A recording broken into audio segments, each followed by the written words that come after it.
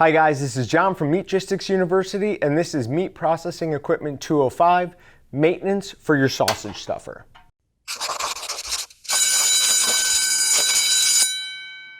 Now Walton stuffers have two gears on the side that you can hook your handle up to for moving the piston. The top one is the high speed gear, and it should only be used when you're backing the rack and the piston up out of the cylinder. The bottom gear is the one that you should be using this stuff on. Now using that top gear can break your sausage stuffer's gearbox. Now the gearbox is aluminum and zinc plated steel. And when you crank your handle, it's going to be what forces the rack up and down and moves your piston. Now depending on how much and how well you use your stuffer, you might have to replace a gearbox. And even if you aren't replacing it, you're still going to want to oil or grease it just from time to time. Now the 7 and 11 pound take the same smaller size gearbox, and the 26 and 33 pounds take the larger one. Now replacing one of these really isn't that hard. The first thing you're going to need to do is to remove these 4 screws that are underneath the housing.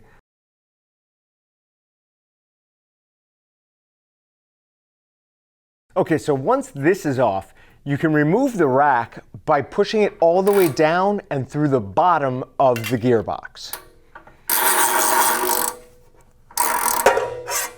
And it's just pull right out from the back.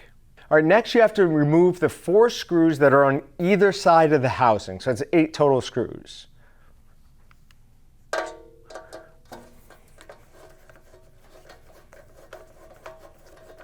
All right, so once those are all unscrewed, we're going to remove the housing. Easiest way to do this is have the back facing towards you, grab the bottom of the housing, pull it down towards yourself and then out. That's going to rotate it up and around, and then you can just manipulate it until the housing comes right off. Now, if you're just wanting to grease or oil your gearbox, this is where you're going to stop. You don't need to go beyond this. Just add some food safe grease to your gears, or you can even use just white oil if you don't have any food safe grease on hand. Don't use regular grease, it has to be food safe grease. So you're going to want to go ahead and oil up your gears and then turn it a few times just to make sure everything's lubricated just how you want it. And then if all you're doing is oiling it, you just put the housing back on and then go ahead and just re-screw everything in. Now, if you're going all the way and we're replacing this, or we just need to take it off for some reason, the next thing we're going to want to do is remove these 2 bolts from either side. So that is a metric, it's a 14 millimeter socket. So you have to go ahead and grab that, loosen and remove all 4 of these. And now when you've only got one of these bolts left in, just go ahead and make sure that you're supporting it from the bottom. You don't want this to fall out. It won't, but you just want to make sure. All right, now that all those bolts are taken out, we're going to gently pull from the handle side of the frame and just until it clears these gears. Then it comes out nice and smoothly, no problems. And your new gearbox is going to come already lubricated, so you don't need to do anything, just put it in. This one's perfectly fine, so I'm just going to put it right back in there.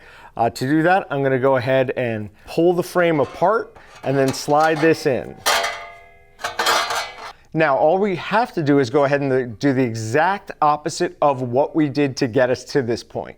So basically just reverse all the instructions, but there is one extra thing.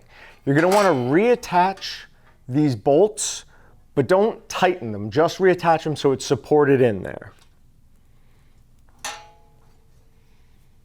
All right, so now that you've got the bolts back in, but still fairly loose, we want to make sure that our gears for the handle are centered pretty much perfectly in their holes. Sometimes it just takes a little bit of adjustment, sometimes you really got to work it.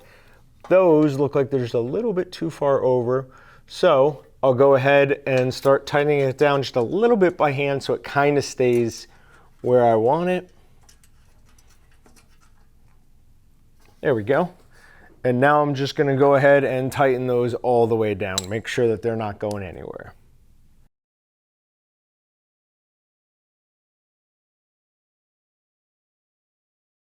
All right, so the next thing to go back on is gonna be this housing. So to put it back on, we're gonna do the exact opposite of what we did before. We're gonna orientate it so that the front is just up and over the gearbox. So it's just up and over the gearbox, and then we're gonna pull back on the backside and just keep manipulating it until we have it right where we want it. And there are those 4 screw holes that you can use as guides that are gonna tell you when you're where you need to be. There we go. Pretty much perfect. So our next steps would be to screw in these 4 holes, then put the rack back in. You want to make sure that you're orientated so the hole in the bottom of your rack is facing down. Then you just go ahead and stick this in there and put it back up. And it might take a couple of tries before it'll really, there we go. So we've got that up and in there. We'll push it almost all the way up so that we can more easily attach the base plate, and then you're good to go. Now there was a change at some point in our gaskets for our piston.